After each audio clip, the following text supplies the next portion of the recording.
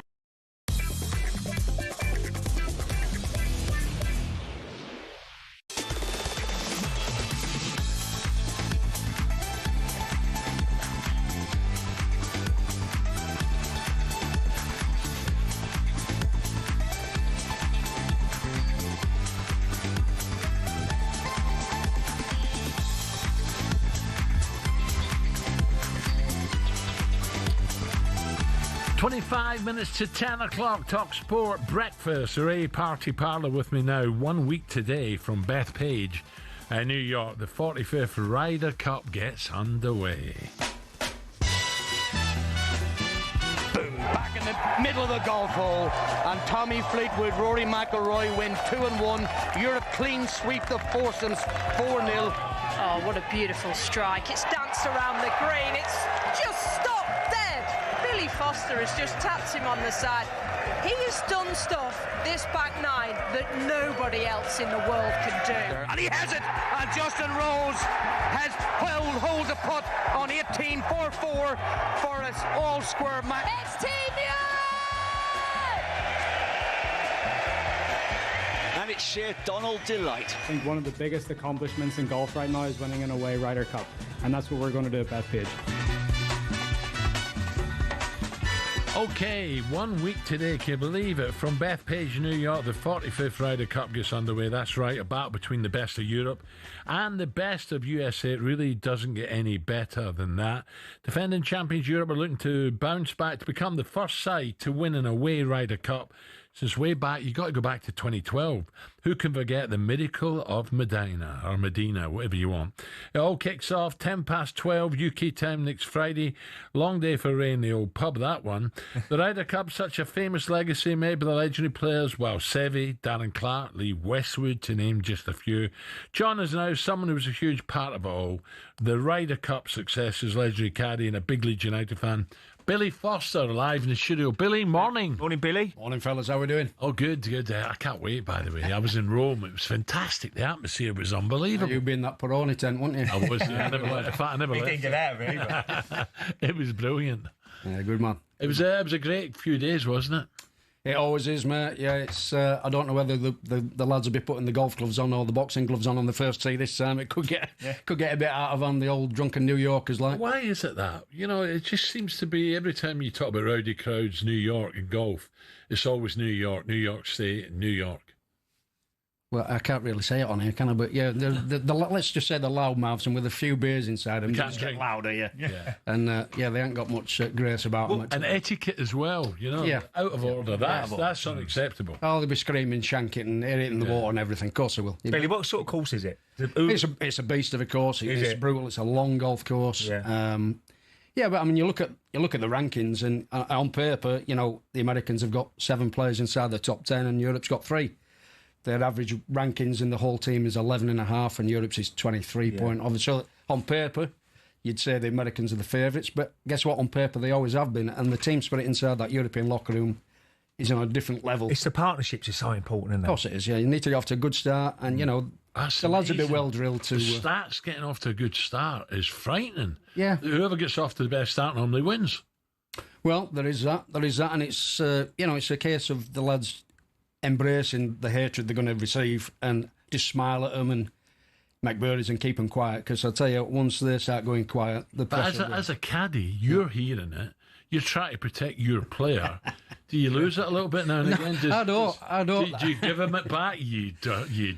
Listen, there is that, but I'll just find myself embracing it and smiling and laughing at them and just get on with it, man. There's a couple of lads, I mean, Finno that caddies for Tommy. I could see him diving into the crowd and dishing out a few headbutts, but he just got to behave himself. It gets that heavy, does it? It does. It can get infuriating, but do you know who I'm delighted for, Billy, at the moment? Tommy Fleetwood. I was like, the times Tommy was so close, I just hold that putt, Tommy. He's now banging them in. Well, if you're going to break your duck and win a tournament in America, that's certainly the one you're going to win. Or I think about 18 million, was it, or whatever. So, yeah, fair play to Tom. He's a great lad. You know, if you had your choice of any job, he'd be right up there with the job that you'd love. What one always sticks out, Billy? Going back in the day, what Ryder Cup you think, oh, that was amazing, you know, to be part of it? Well, yeah, I know there's a few of my fellow rats egging me on this one. Hope I'm going to fall on my sword and they'll be listening. So morning, my fellow rats. Yeah, obviously Medina were the one, and unfortunately I wasn't there because I'd snapped my cruciate ligament trying to get a trial for Leeds United. And yeah, that's obviously the one that's stand out. For me personally, caddying for Darren Clarke at the K Club 6 weeks after his wife had died, and the emotion and the raw emotion and atmosphere of everything. I even get goosebumps. On that first tee Yeah, I mean, walking out that first tee, I've still got goosebumps now thinking about 19 years ago, and it'll be my most special memory of golf. 19 years ago. Was that Paul McGinley? Got the pat. Was it? It was Ian Woosnam. Woosnam. Yeah, and it was a great story actually, because Clarkey were really struggling with his game in the second round, playing against Tiger, and on the 10th tee, I just thought I've got to do the right thing for the team and be honest, you know. And I got one of Peter Baker, who was his assistant. I said,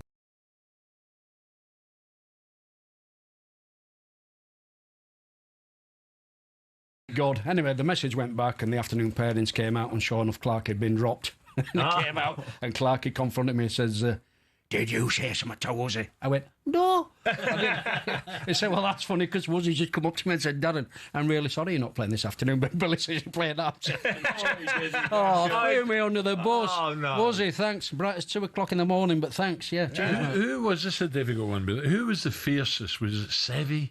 You know, just desperate to win. Was Seve the one when punters are screaming and shouting? On another level, mate. Honestly, an absolute beast. You know, horrible man to play against.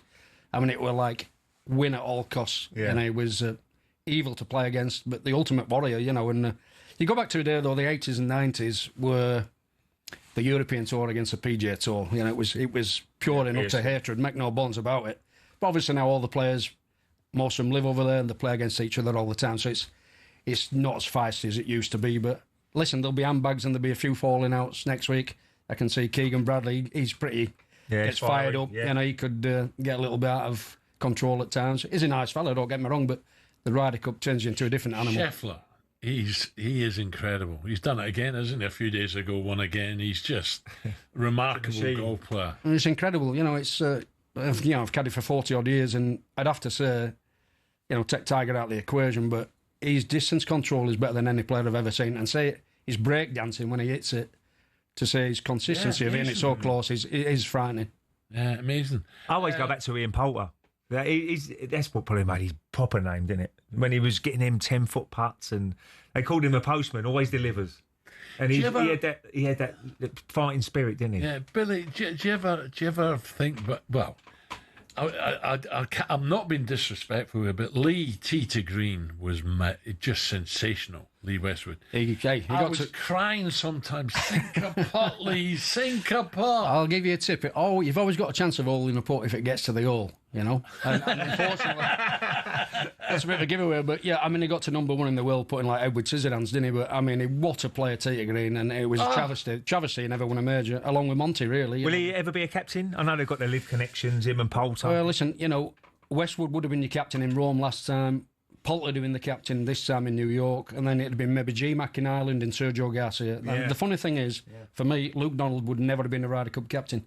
And if they win this, he could possibly go down as the best Ryder Cup captain that ever lived. But, you know, Stenson got the job and he got banned because he went to live, and the other 4 lads that would have been your potential next 4 captains have obviously been banned. So whether that changes, we will see. We don't know where the golfing world's going. Is John, he's not playing his best, is he, at the moment?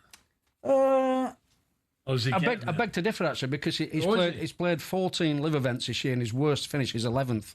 So he's unbelievably consistent, and he is another one with that Seve spirit that, you know, he'll be grinding like a bear. He is a bear, isn't he? Let's face it. But he's going to be important, Justin, isn't he? Justin Rose. Listen, they're all going to be important. You know, how he's come back. Fantastic. Brilliant. If you look at it on paper now, you would say yes, looking at the teams, but you look at the likes of Justin Thomas is a bit up and down. Xander Schauffele's playing like me. Colin Morikawa, I caddied for Colin Morikawa in Scotland in the Open this year, so I've done my bit. He missed both cuts, so I've destroyed his confidence.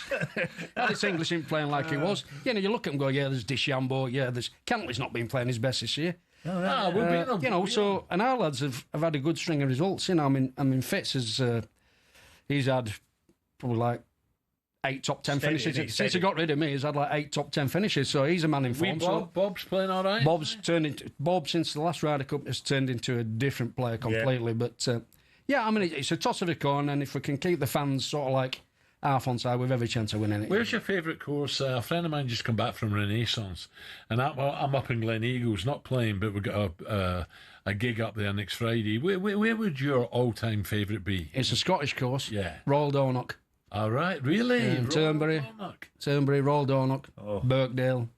Yeah. Sawgrass, I like Sawgrass for something different. No links. Sunningdale. You know, there's some great courses, but Roldorn I could be if I had one game tomorrow. Yeah. Not a Kingsbarns? No, listen, if I were going with a group of lads and having a few pints of Guinness in the clubhouse and having a laugh and a joke and playing, fantastic. I've got to be willing. But as a championship golf course... Surely.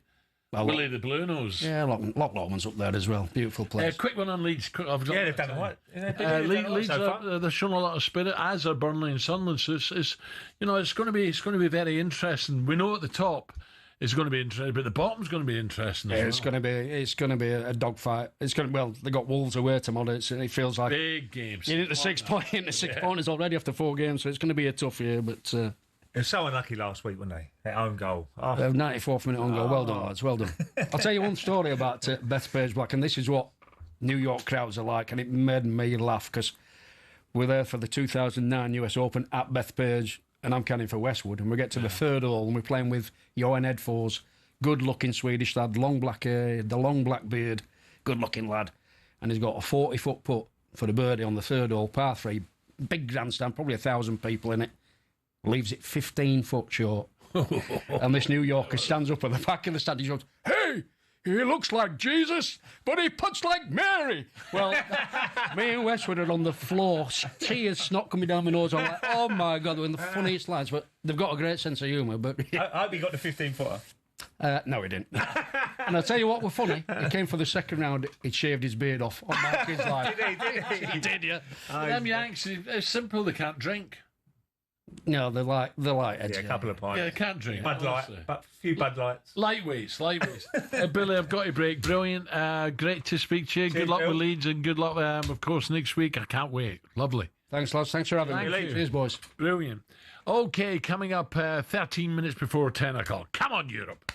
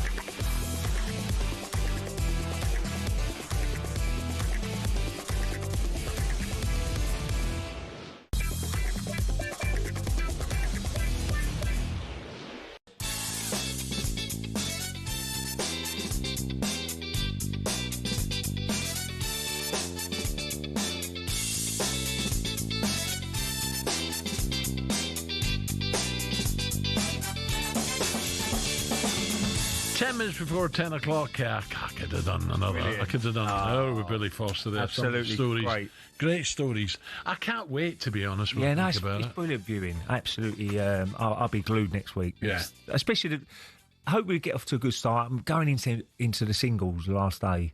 It's a really good, it's going to be tight. It's a really good time as well, Al, isn't it? It starts about 3 o'clock in the afternoon. It's going to be tight. You'll be down there. I'll be glued to the TV. I'll probably be in the Marquis all day. Yeah, absolutely. Big screen. That's the best day. I mean, look, every day's brilliant, but the last day, the singles, when it could go either way.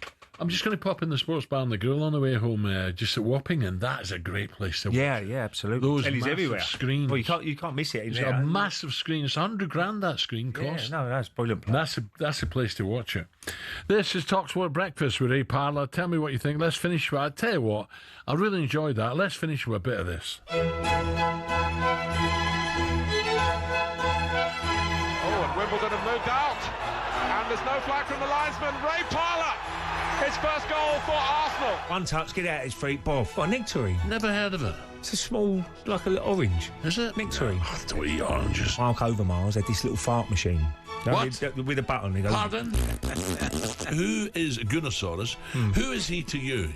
What? Is he related to you? No. My brother is married to his daughter, but they're not together now. They've more or less split up. Do they have an Invincible on Drive? I don't think so. That's the most stupidest thing I've ever heard in my life. It's time now for Yay or Nay, Ray. Yes, it's time in the show when we put the morning's burning questions and talking points to the only talkSPORT presenter who's tried every item on the Wetherspoons menu, Ray Parlour. All he has to do is answer with a yeah or an A and tell me why, okay? Okie dokie. Right, here we go. 8 minutes to 10 o'clock.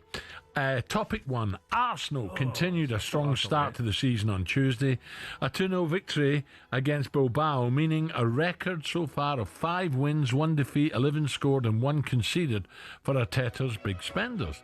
Is this, Ray, the strongest Arsenal squad since 2003, 2004, the Invincibles? Is this there? I've got to say yay. I think he's been well backed. He's got players in every single position. Madueke's come in on the right. When Saka's out, we missed him last year. We didn't have a real player to come in there, but he's done brilliant. Every single position, you've got 2 players. So I've got to say it's a really, really strong squad. But it doesn't mean you're going to win anything. If you've got a good squad, you could get key injuries, something goes wrong somewhere along the line. But I do think they're well equipped to really challenge for trophies this year, definitely. Yay. Talking about strong, Ray. Quick extra one. Breaking news, Ray. What? Richard Garlick has been confirmed as the new CEO of Arsenal. Oh, is he? Yeah. What is his background, Alan? I think he's a chef. Was a chef? I don't know. I thought you knew him. Well, you just said that. I thought you met him or something. Right, topic 2 in the back of this morning's Sun. You see the headline, Bomb Squad concerned. Chelsea have been warned by the PFA about their treatment of Raheem Sterling and Axel Disasi, who are both been asked to train, and I think this is wrong. Yeah. They're both been asked to train separately from the squad. And we're talking about 8 o'clock at night, I read. That can't be right. No, that's not right. It's not right. Ray, do you think Arsenal deserve... Chelsea, what am I talking about? Do Chelsea, not punishment, but they've got to... I think that's a little bit out of order. Like, you're a human being. You still, come in and you train hard and you do your best you can, even if you're not in the frame of just playing. pay them and see you later. Yeah, nay. Yeah. They're out of order. Oh, they're definitely out of order. Yeah. So what is it? Yay? Nay. No. It's a nay. They can't do that. No, you can't do that. I forget what the question was. No. Topic 3. Marcus Rashford silenced St James's Park with a world-class double for Barca.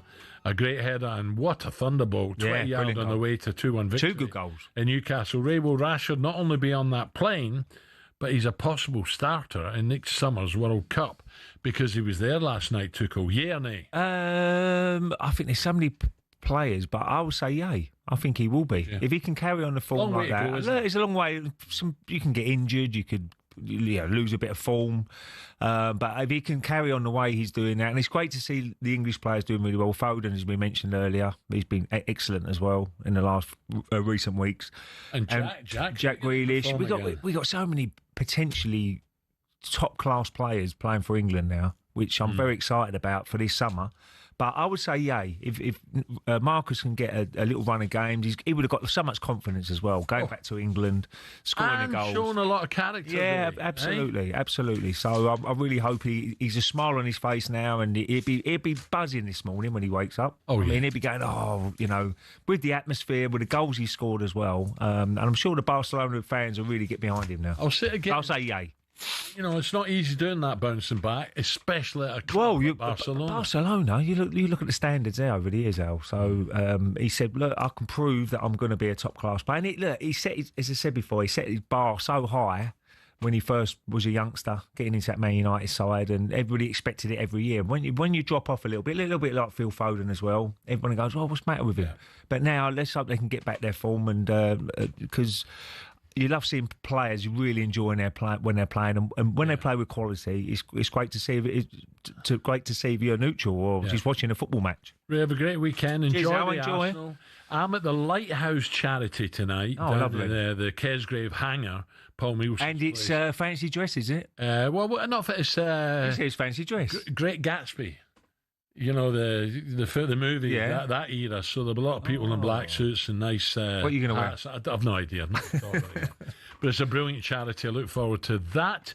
Lighthouse charity do brilliant. Construction industry. I tell you what, they help a lot of families out who are really struggling. Yeah, brilliant there. Coming up, Little Sam, Big Alex and Medium. Well, Big Troy as well now. He's getting he's woken up. He's woken up. They're next. I'm back next Wednesday to celebrate. I can't say that. They've only written down Rangers going out of the Cup. That's a disgrace. You'll get me in trouble. You're with Ali as well next Wednesday. You'll be with Ali next week. Oh, it's a big and Ali Wednesday. Next Friday, up at Glen Eagles. Can't wait. 2 minutes to 10. Have a great weekend.